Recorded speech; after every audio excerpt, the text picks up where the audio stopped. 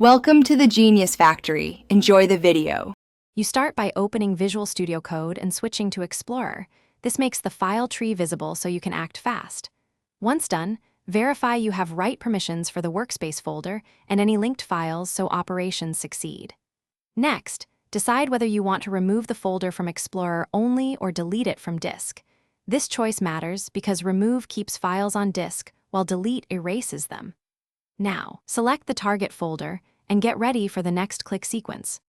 You proceed by right-clicking the folder within Explorer to reveal the context menu. That menu contains the specific Workspace actions you need. Then choose Remove Folder from Workspace to unlink it while preserving files on disk. This is the safest option when you want the project out of view but intact.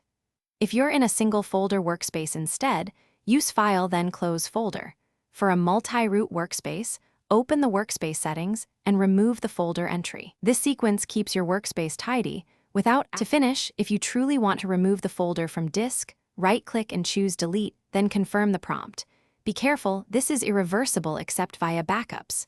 If deletion fails, check file permissions, ensure Git or other processes aren't locking files, and close any open editors that reference the folder. Once removed, refresh Explorer with F5 or Run Developer. Reload window to update the UI.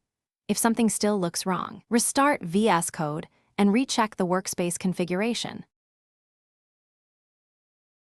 Thanks for watching. If you found this helpful, don't forget to like and subscribe.